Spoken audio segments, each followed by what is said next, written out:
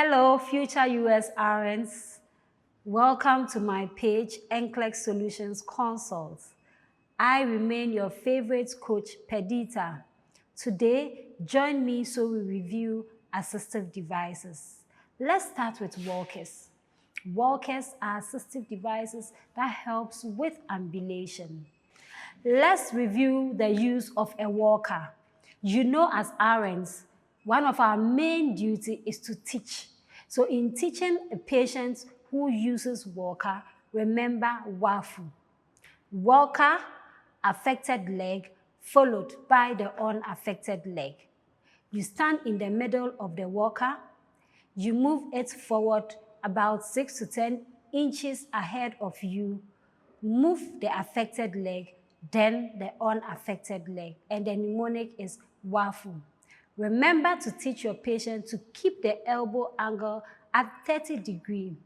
That is the best angle or position for holding the handbar of the walker. You move the walker, affected leg, followed by the unaffected leg. Now, let's talk about the cane. Always remember that the cane should be at the opposite side of the affected leg. Cane should be at the opposite side of the affected leg. And the mnemonic is COLE. Cane, opposite affected leg. So if you have weakness in the right leg, your cane is going to be in your left hand because the left hand is where we have the strong parts. Now, in using or in moving with a cane, remember CAFU. Cane, affected leg, followed by the unaffected leg. So you move the cane together with the affected leg, followed by the unaffected leg. Now, when you are an RN and you are ambulating with a patient who is using a cane, always remember to stand at the bad side of the patient. Again, if you are an RN and you are ambulating or moving with a patient who is using a cane, always stand at the bad side, that is the affected leg.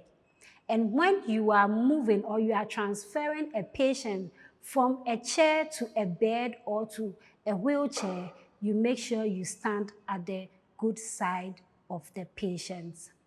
Now, let's review the crutches. Crutches are assistive devices that helps in ambulation in so many kinds of patients. We have the 2 points, the 3 points, 4 points, and the swing to gait or swing through gait. We have the 2-point gait, 3-point gait, swing to gait, and swing through gait. The teaching in the use of a crutch is you should always remember to keep about 3 to 4 finger breadth between the armpit bar and the axilla. This is done to reduce brachial nerve damage, which can cause brachial nerve paralysis. Always make sure there is about 3 to 4 finger breadth between the axilla and the armpit bar of the crutch.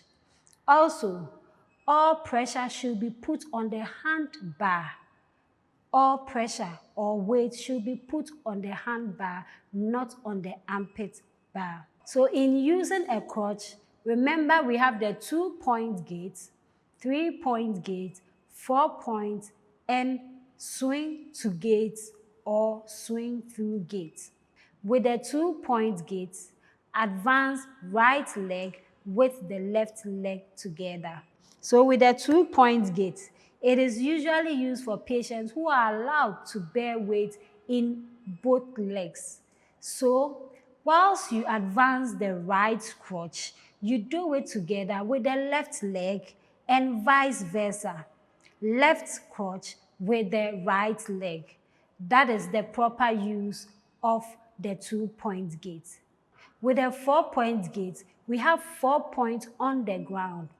You move the right crutch, followed by the left leg, then the right leg, followed by the left crutch. That is the use of the 4-point gait, and it is usually slow compared to the 2-point gait. Here again, when weight bearing is allowed in all the extremities, you can use the 4-point gait. With the 3-point gait, you are advancing both crutches with the bad leg followed by the good leg. That is the use of the 3-point gait. So with the swing to gait, you advance the crutch, swing the leg to the level or ahead of the crutch. In the swing through gait, there is no weight bearing. You are unable to use your limb, so you just swing it through the gait. So in teaching your patients, always remember brachial nerve damage or brachial palsy. How do you know your patient is developing brachial palsy? When the patient tells you he or she is having numbness in the arm or is unable to use the crutch. Don't wait for your patient to develop brachial nerve palsy when they are using their crutch. Always teach your patient the proper use of the crutch to prevent brachial nerve damage.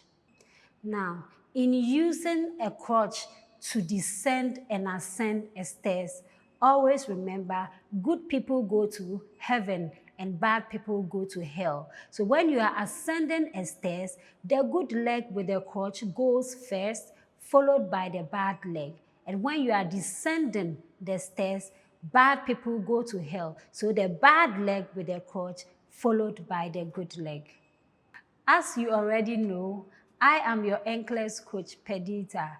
I hope you learned a lot from me, and I believe these teachings I'm giving you is going to help you ace your NCLEX. See you in my next post.